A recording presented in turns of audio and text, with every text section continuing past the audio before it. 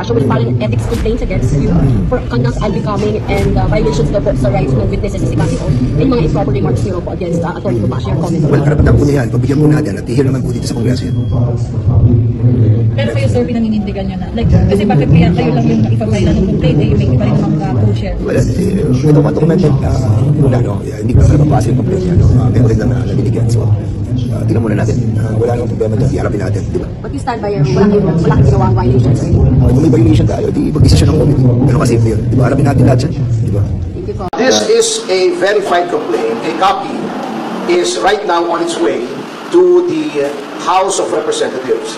This is an ethics complaint against Congressman Danilo Ramon S. Fernandez, more popularly known as Dan Fernandez or Attorney Google. Anyway, this is for certain conduct unbecoming of a member of parliament, unparliamentary conduct, which were committed during the hearings of the Quadcom. I will just give you the general details anyway. I will be leaving this copy for you, and those who wish for soft copies, I will viber to you later immediately a soft copy. If you recall, noon kong nililitis o dinidinig yung tungkol sa mga pogo, kinatawan ko po roon. Nirepresent ko si Miss Catherine Cassandra Leong. At lahat naman po tayo saksi sa ginawang paglabag sa mga karapatan ni Miss Cassie Leong. Specifically, not only the deprivation of the right to counsel, but physically, this was unprecedented in legislative history in this country. Nahaharangin mo yung abogado at hindi mo palalapitin sa kanyang kliyente during a legislative hearing. Sapagkat ang karapatan na magkaroon ng abogado upang makipagsangguni ang isang testigo sa legislative hearing ay ginagarantiya ng walang iba kundi ng ating saligang batas. Number 2, pagwawarning sa abogado na huwag bigyan ng payo ang kanyang kliyente. Saang planeta po acceptable ang ganoong behavior? Nasasabihin mo, Atty. Topacio, do not approach your clients, otherwise you will be cited in contempt. How is that even possible? Number 3, yung hindi po pagbigay ng right to remain silent and the right against self-incrimination sa isang testigo.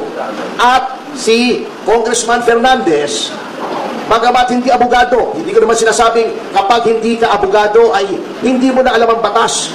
Ngunit, sinasabi na nga po sa kanila, or dapat, a person who is in the legislature should be charged with knowledge of the law.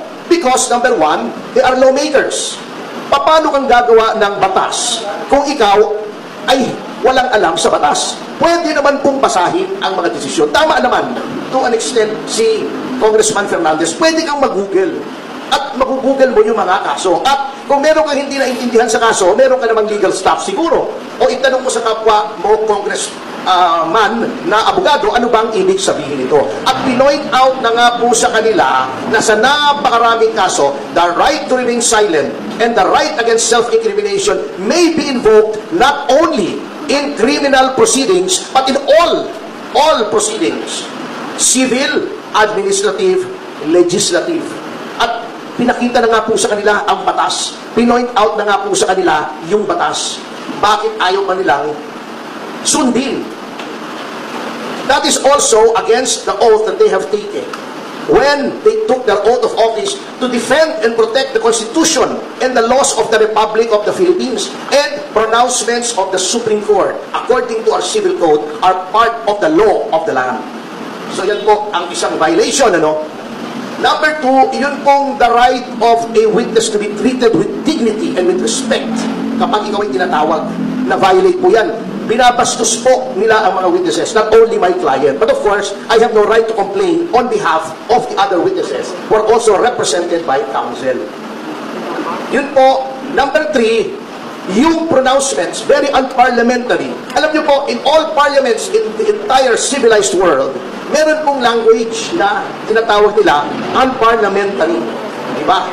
Ayaw na ayaw nila si Pangulong Duterte. Sinabi nila, do not use offensive words. Pero bakit sila tatawagin nilang pathological liar, puro kapakyut, puro ganon. Tatakutin mo pa. Misleading the witness, sasabihin pa, tignan mo itong mga napatay, di umano dahil daw ng pogo. Tignan mo yan, we will grant you immunity. If you testify against them, that is misleading. The legislature cannot grant immunity. It is only the prosecution in certain cases and the prosecution with the consent of the court in other cases that may grant immunity by way of making a witness a state witness. It is not for the legislature to grant immunity. They can only grant transactional immunity, which I can explain later on, but they cannot grant complete immunity. So, pagsama-samahin yan, ayaw nilang pakausap sa abogado. Bago tatakutin nila para magsalita against the right to self-incrimination and against the right to remain silent. Pagkatapos, igagrant mo na, papangakuan mo ng immunity na wala ka namang kapangyarihang ibigay. All of these are parliamentary conduct. And nakalagay po, may rules of conduct, hindi lamang ang miyembro ng mababang kapulungan, kundi ang mga public officials on how they conduct themselves. And it is my respectful contention that Congressman Fernandez has violated these norms of conduct. Ngayon, bakit sa Ethics Committee? Kasi may nakalagay po sa ating konstitusyon na yung mga ginagawa po ng isang miyembro ng legislatura, they can only be made liable therefore in no other place than the legislature. That's why may committee on ethics. They are supposed to police themselves. Now huli na po, bago tayo pumunta rito, and I feel this is also of equal importance in this case. Sasabihin nila, walang mangyayari dyan sa complaint mo kasi sila din yan. Si Congressman Espares ang head ng Committee on Ethics. Pagtatakpan lang nila yung sarili nila. Well, unang-una, I would like to give our lawmakers, at least the majority, the benefit of the doubt. Although I doubt the benefit. Ngunit, by doing this, I want to prove two things. Number one should not sit idly by while the rights of persons are being trampled upon by the legislature. Dapat may magreklamo dito. Otherwise, gagawin nilang palagi yan sa lahat ng witnesses. Notwithstanding the caveat of the Supreme Court in Ong versus Senate Blue Ribbon Committee, which by the way, I argued before the Supreme Court, which says that all witnesses must be given due process. Bina-violate na po nila yan. Number two, by filing this, I want to hold a mirror up to our honorable congressmen. Tignan nga po natin, tignan nyo ang sarili nyo kung anong ginawa nyo sa mababang kapulungan, which is supposed to be an august body, which is supposed to be populated by honorable men and women, kaya nga honorable ang tawag sa inyo eh. Are you really honorable? Are you really august? Kaya nyo bang ipolis ang inyong ranks?